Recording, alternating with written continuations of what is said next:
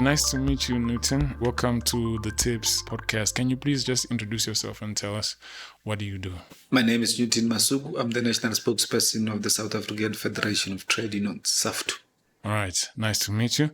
My first question to you is, why do we have the Just Transition Labour Centre and why is it important? Well, the Just Transition Labour Centre is important in that we need to have a research centre dedicated to researching from the working class perspective, from the workers' perspective.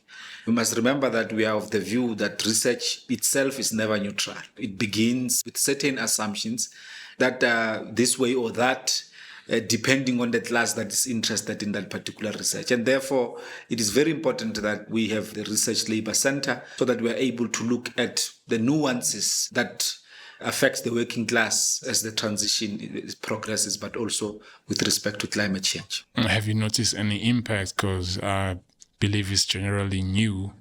Have you seen any impact since it's been in existence? Well, its impact, of course, is still minuscule, but it is there in that at least the upper layer of the trade unions, of the trade union affiliates themselves are beginning to become acquainted and conversant with these topics. They are no longer alien to them. And therefore, that we are hoping that as time goes on, will cascade downwards to the general membership, and therefore will be in a good position to put our proposals forward. So, as a member of SAFTU, what key issues do you think the JTLC needs to focus on? Well, the implications of the transition itself for the workers and the broader working class in general. Two, whether or not, because of course there's an assumption that as we transition, the level of jobs that will be created will be on the same scale.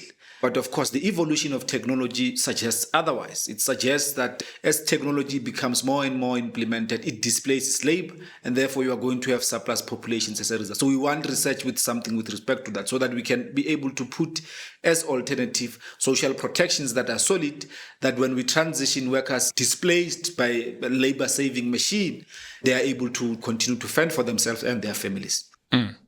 What's your take in terms of us as a nation generating our own technology in terms of climate mitigation versus importing technologies that might be mitigating? Well, ideally, that would be perfect, because then it would lead to industrialization, and therefore you would be able to employ workers and so on and so forth. There would be economic activity. But of course, that requires a state that is willing to take the center stage. You can't do it with the private sector. The private sector is risk averse. If anything, it wants the state to carry its risk for it. And therefore, you are going to need a state that is willing to do that, to take the center stage of the reindustrialization of the country in the production of green technologies.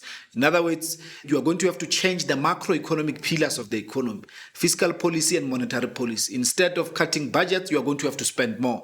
Instead of ramping up interest rate, making it difficult for the economy to expand, you are going to keep it low so that you are able to expand the economy. So that would depend on a state that is willing to do that. But that ideally would be what should happen indeed. Are we willing?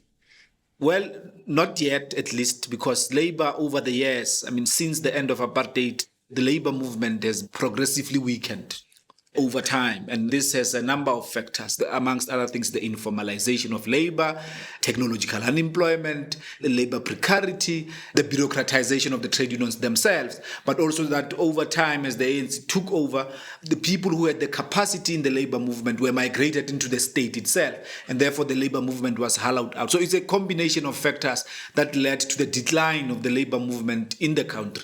And the trade union density tells you that over 74% of the workforce is ununionized, and therefore it tells you about the extent of the weakness of the labor movement. And as a result, we are not yet on the winning stage, as it were. But yeah, these are our aspirations. Sure. So where do you see the JTLC going in the future with the work that it does? Well, we are hoping that it will intensify its research, of course, based on the needs of the trade unions themselves. We are the ones who, at least as I understand its conception, who are supposed to submit the topics we would like the research on, so that we are able to disseminate that information to our members, but also to capacitate the leadership and indeed the technocrats of the unions themselves.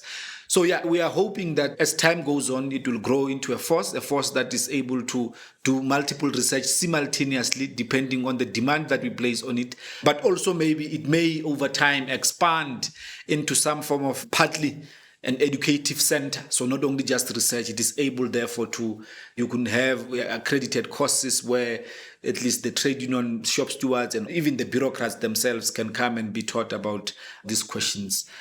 All right. Thank you, Newton. Do you have any final remarks?